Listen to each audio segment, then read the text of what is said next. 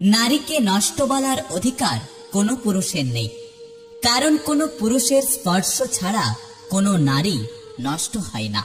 নিজে প্রেম করে বিয়ে করলে শুনতে হয় বাবা মার কথা না শুনে বিয়ে করেছে, চরিত্রহীন কুলাঙ্গার মেয়ে।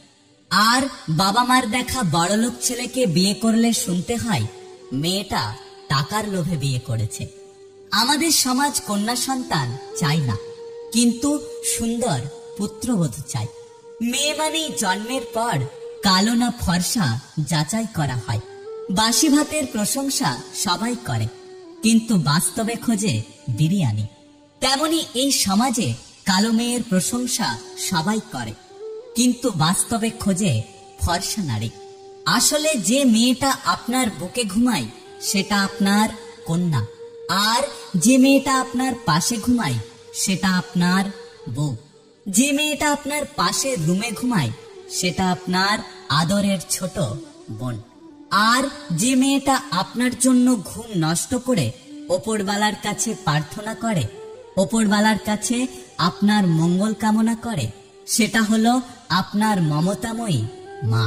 তাহলে রাস্তা বা পাশ দিয়ে হেঁটে যাওয়া মেয়েটা মাল হয় কি করে, ধর্ষণের শিকার হয় কি করে?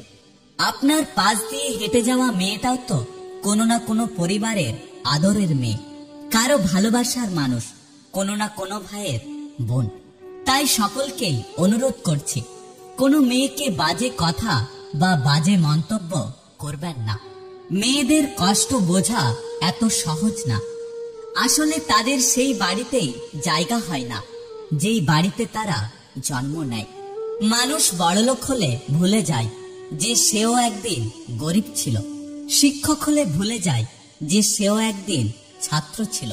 তেমনি অধিকাংশ মায়েরা শাশুড়ি হলে ভুলে যায় যে তারাও একদিন বৌমা ছিল। একটা মেয়ে যে বাপের বাড়িতে এত আদরে থাকত, সে কোনো রান্না করতে পারত না, কিন্তু শ্বশুর বাড়িতে গিয়ে সেই মেয়েটাই সেরা রাঁধুনি হয়ে ওঠে। ফ্যামিলির দিকে তাকিয়ে নিজের সব ইচ্ছে আশাগুলোকে বিসর্জন দেয়। আসলে কি জানেন তো, একটা মেয়ের মাঝে সবসময় সব গুণ খুঁজতে নেই। আসলে তারাও একটা মানুষ, কোনো যন্ত্রাংশ নয় যে তাদের মধ্যে কোনো ভুল থাকবে না।